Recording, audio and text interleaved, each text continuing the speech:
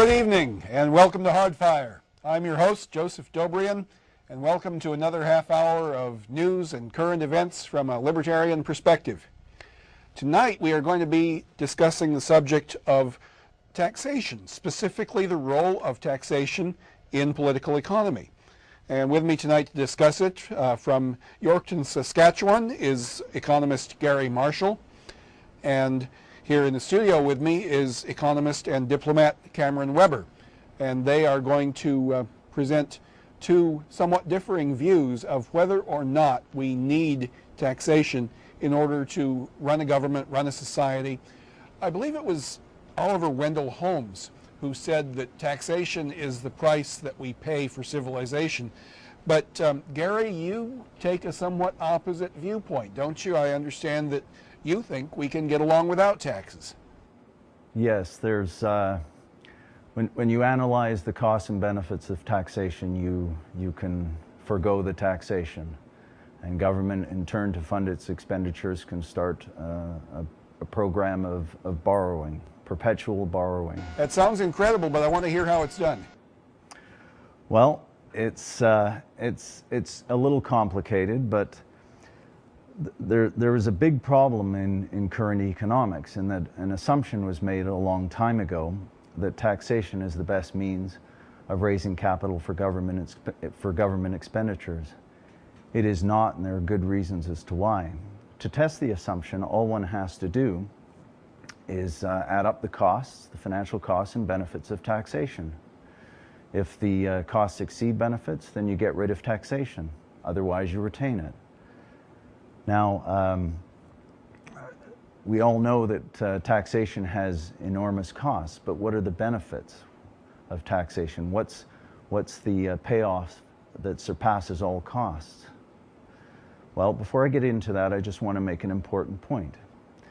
Government funds its expenditures by handing the bill always to someone else.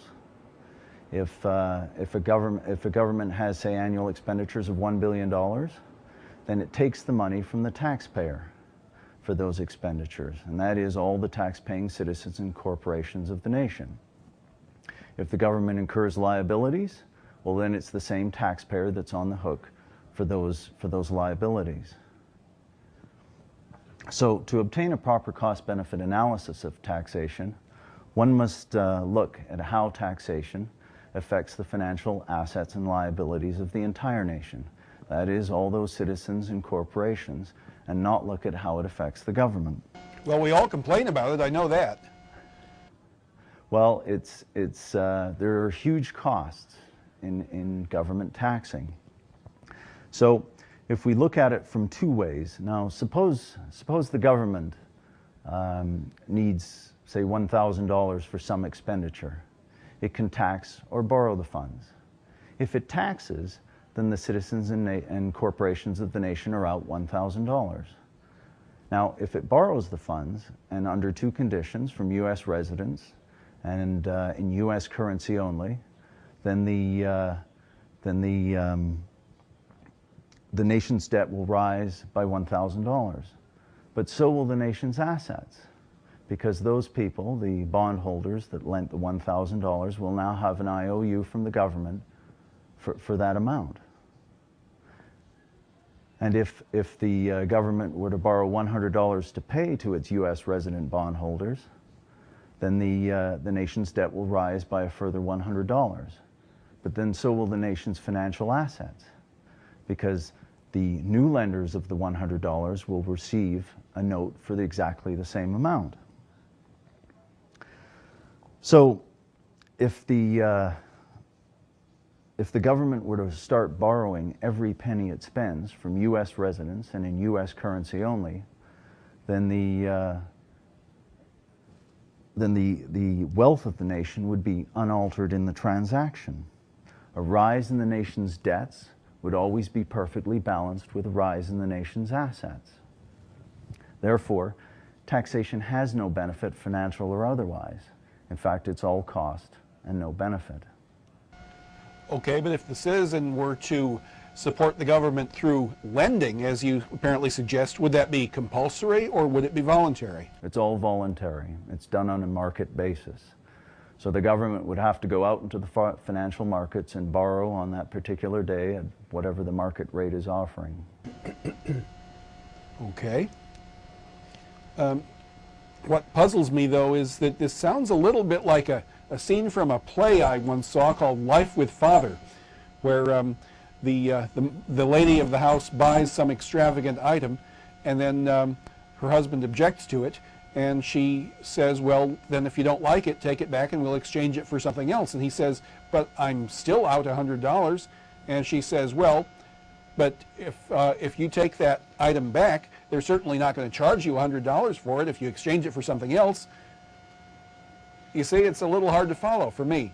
But maybe you can, I'm sorry, I didn't mean to interrupt you at such length, but go on with your presentation and then we'll ask questions later.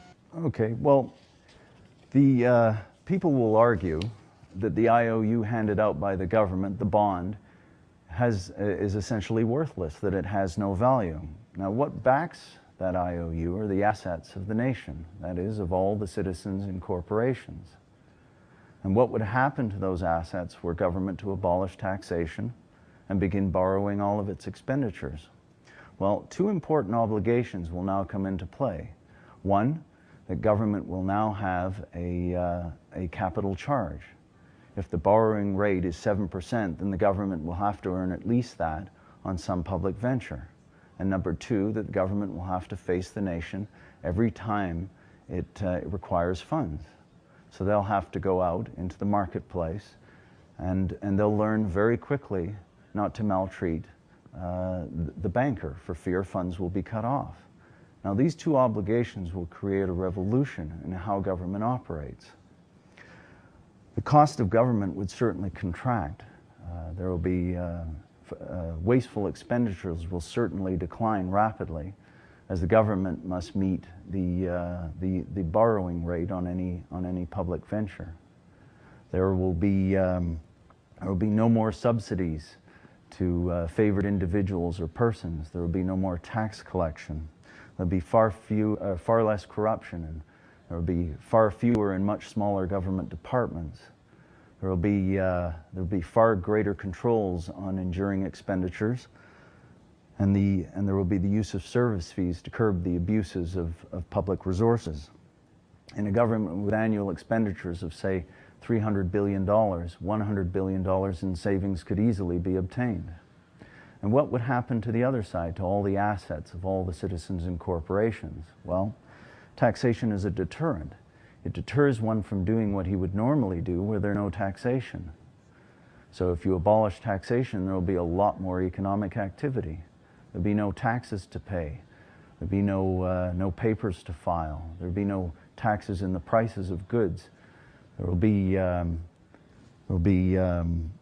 no tax distortions in the financial, labor, and commercial markets. There will be far less needless interference in regulation by government. There will be more open and competitive markets and no tax inequities. In my home country of Canada, with savings from government's annual expenditures combined with the increase in the value of the assets of all the citizens and corporations, I conservatively estimate over a 4-year period an increase in the wealth of the nation of approximately $1 trillion with the abolition of taxation. In the United States, you can multiply that figure by 10, meaning a $10 trillion increase. Now, of course, the financial liabilities of the nation will rise and at unprecedented levels. And that is certainly true. But then so will the assets of the nation. Those savings in government expenditures and those increases in the value of those increases in the assets of the nation through increased economic activity, and they'll rise. Those assets will rise at double the rate of the increase in the debts. Okay, well, here's what puzzles me. How easy would it be to actually implement such a system? Well, it wouldn't be very hard at all. I mean, On the financial markets, a few people can borrow billions of dollars in the bond markets, and you have an enormous system right now that collects taxes. There are tax courts and judges and enforcement bureaus and all sorts of rules and regulations and people interpreting that. You can get rid of all that and replace that with a handful of people that will go out there into the financial markets and borrow, you know, billions and hundreds of billions of dollars over the course of days, weeks, months, and years. Okay, well, that sounds real interesting, but I think at this point we're going to get back to some of the rest of your ideas later. But for just a moment, let me just bring Cameron Weber into this discussion. And Cameron, I'd like to ask you: is it feasible to run a government, or run a state or a society with no taxation, in your opinion? Yes. Unfortunately, I'm in the position here on a libertarian TV show arguing for taxes, so that's kind of strange. But Gary Marshall in Canada, it's a very good idea. Now, the only way that would work is if the government was very, very small, okay? So I'd like to just make maybe about 3 or 4 points in response. First off, yes, I agree with you that if we got rid of taxes, there would be no tax distortions, economic productivity would be great, the wealth of the nation would improve. It really would be a very good economic situation to get rid of taxes. Also, yes, to get rid of taxes, you would no longer have a manipulation of the tax code with special interest tax breaks. And again, an excellent idea. Now, but what bothers me about this utopian scheme is number one, you say that the government borrowing would be backed by the assets of the nation. I would not want my personal assets to be pledged for the borrowing of any government, number one. Number two, what you're proposing would only work in a closed system where the country did not trade with anybody else.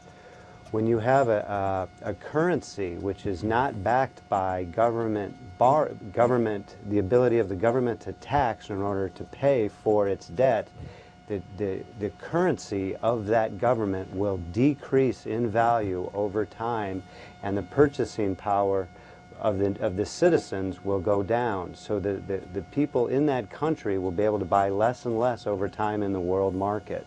And that's the worst thing. It's the inflationary aspects of this idea. A lot of people have proposed it, not in such a radical form, but in terms of using inflation to grow the economy. Your idea to abolish taxes is neat, but it has the same problem of inflating growth, which is the negative purchasing power and inflation that would cause. The third or fourth point I'd like to make is how do you propose the government pay back the debt? What would their income be? You propose user fees. However, anything that generates income should be privatized. The only thing the government should be doing are public goods things which can't be traded in the market, so there's really no way to generate income. That would be fire protection, military defense, emergency medical services, things like that, which don't generate any cash streams against which to pledge bond receipts. Okay, Gary, what do you have to say to that? Okay, well, excellent points, each and every one. Cameron's concerned that the borrowing will, the perpetual borrowing, he's pledging his assets, and he doesn't want to do that to back the nation's debt. Well, currently, his assets do back the nation's debt. What I'm proposing doesn't change that. When the government borrows money, it's not the government who's paying taxes. They're not on the hook. It's the people, the individual taxpayers who are. They have to eventually settle all those obligations. So to say that I know he doesn't want that to happen, but that is in fact reality. He said that the currency wouldn't be backed by a government. Well, the currency at this time isn't really backed by a government, or as if I read that correctly. Cameron? Well, the greenback is sort of fiat money, isn't it? Yeah, that was my point. It used to be the gold standard, and then that was unsustainable. And so what's happened over time throughout history, since the governments first started confiscating people's assets and income through taxes, was the ability to tax is how they back up their borrowing, is because the only way that someone will lend money to someone is if they know there's an income stream to be generated to be able to pay it back.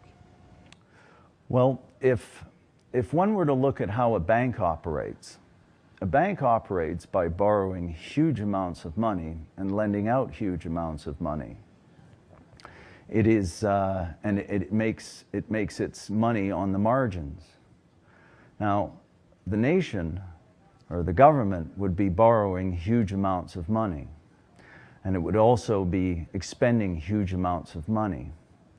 Now, the government works for the people, the nation. That's their task. They provide services. So the government wouldn't be much different from a large bank.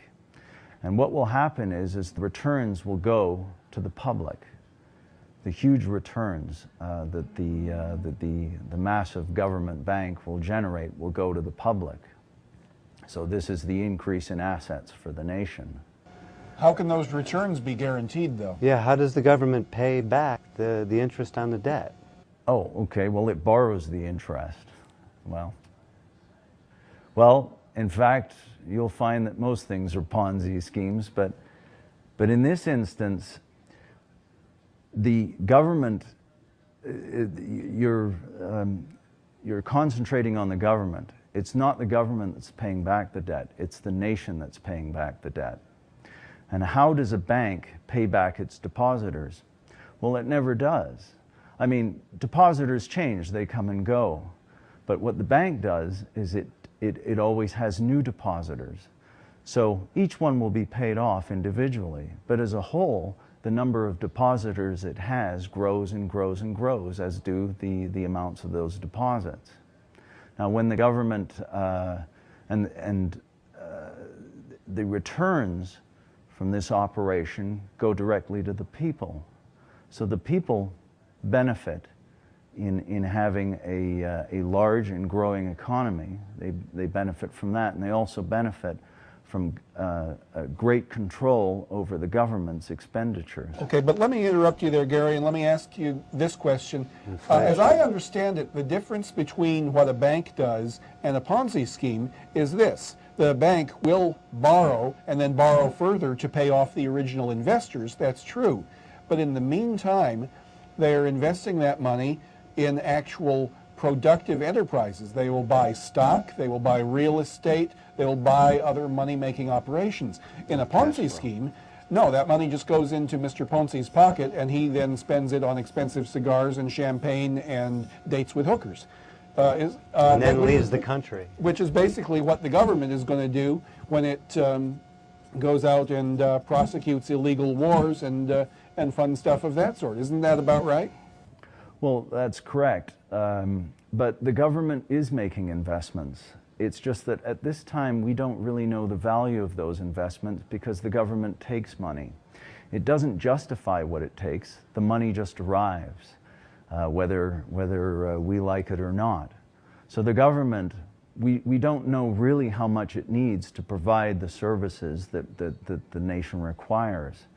Now, if you introduce a capital charge to government, that they have to borrow at a 7% interest rate, well, then they have to justify their expenditures. The only way that they can justify that is by returning, by having a return that is greater than its borrowing cost. Now, there's a big problem in public economics. There is no way of measuring at this time, really, for most things, the value of what the services that government provides. Because they don't have a capital charge and they take the money, there's a lot of services that really aren't necessary. by introducing a capital charge, that will drive down the services, the services that are of little value. It will get rid of them, and it will keep the ones that are of value, that do meet that greater than 7% return. It's just that in public economics at this time is not so developed that it can do that, and that's where you will find a great many economists will have to spend their time. And that but Gary, what does the government do that returns anything, is what I'm saying. The court systems, the police, fire, education, how do you measure any cash flow returns against which to charge capital, a capital charge? How do you measure cost benefit for things that don't have any income? Let's say you have somebody on welfare. That is costing the state so much money per year. Let's say it's costing the state $15,000 a year. Okay, now if you were to figure out what the value of an annuity is that pays $15,000 a year, it would be somewhere around, in this time, maybe around $250,000. That, if that person remains on welfare, that is the cost to the state, because that's what they'd have to put in a bank account to pay that person. Now, if you can turn around and offer this person a loan of, say, $50,000 to get themselves an education and to get themselves a good paying job so that they can pay back that loan, then you've saved the state at least $200,000. Okay, but let me ask you this, Gary. If I'm a guy who is being asked to lend this money to the United States government to in turn lend to a current welfare recipient, supposing I take the cynical attitude and I say, oh, for crying out loud, we know he's just going to drink up that money, and I refuse to lend it to you. Now, I'll give you the good liberal question. I mean, if I were a good liberal Democrat or a socialist or whatever, I would say, wait a minute, evil rich fat cats are not going to lend money for that purpose. They're too greedy. You got to have taxation to take care of that poor guy on welfare who cannot help himself any other way. What would you say to that? Well, if you do have somebody who's suffering in life, I mean, everybody's welcomes a helping hand. Well, most people welcome a helping hand. There will of course be those people that will not. I mean, there's going to have to be a little bit more consideration for those people that need far greater resources. Perhaps the resources that they need, which is alcoholic counseling and all sorts of things, might push the cost to $100,000. Okay, the nation is still better off. If the cost goes any higher, or if it goes above the $250,000 figure mentioned earlier, then the state might say, okay, we're better off just paying this man $15,000 a year and let him get off on get through his problems on his own. How about the inflation issue? Yes, these are political economy questions that need to be addressed, whether or not they're funded by debt alone or debt and taxation. I agree. Gary Marshall, you didn't address the inflation issue. I just want to read really quickly a quote from John Maynard Keynes. By a continuing process of inflation, governments can confiscate secretly and unobserved an important part of the wealth of their citizens. By this method, they not only confiscate, but they also confiscate arbitrarily. And while the process impoverishes many, it actually enriches some. There is no subtler, no surer means of overturning the existing basis of society than to debauch the currency. The process engages all the hidden forces of economic law on the side of destruction and does it in a manner which not one man in a million is able to diagnose. Without what you've talked about is a recipe for government just to print money to pay its debt, debase the currency, and it's a Ponzi scheme. Believe me, I agree with you that there needs to be checks on government spending and rethinking the way programs are authorized and things like that, but inflating the currency just isn't the way to do it. Come back with another idea, and that would be great. Gary, do you have any quick refutation of Cameron's assertion there? Yes, well, governments can do that right now. They can print as They much do money. that. They do that. They can print as No much kidding, money. they do. They can print as much money as they like. The question is will they do it when they have to face the nation to borrow their funds? They've always done it. Will they be going out when they have no other reliance than borrowing, that is, facing the nation? Will they go out and borrow exorbitant amounts of money to give to their friends? What will happen, Gary, when people just refuse to lend to them? Then what does the government do?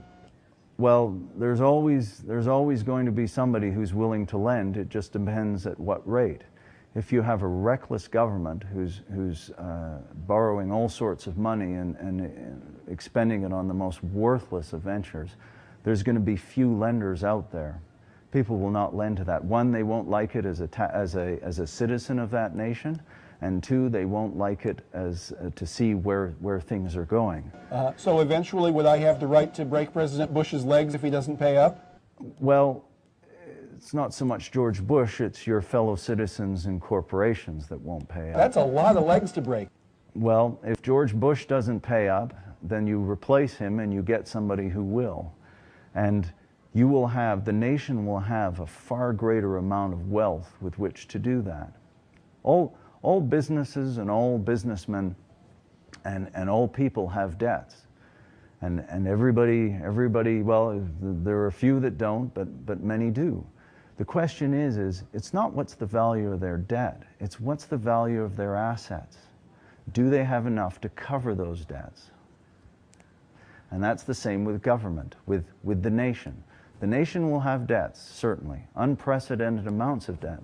Well, that just goes to show you, I think, that the Libertarian Party is hardly a monolith. We've got serious disagreements on a lot of issues, particularly on economic issues.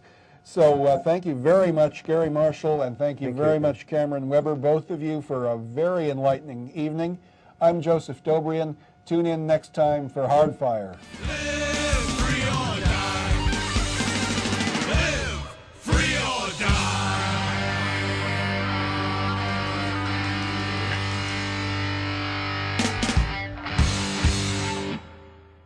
Hardfire is funded in part by the Libertarian Party of New York. www.ny.lp.org.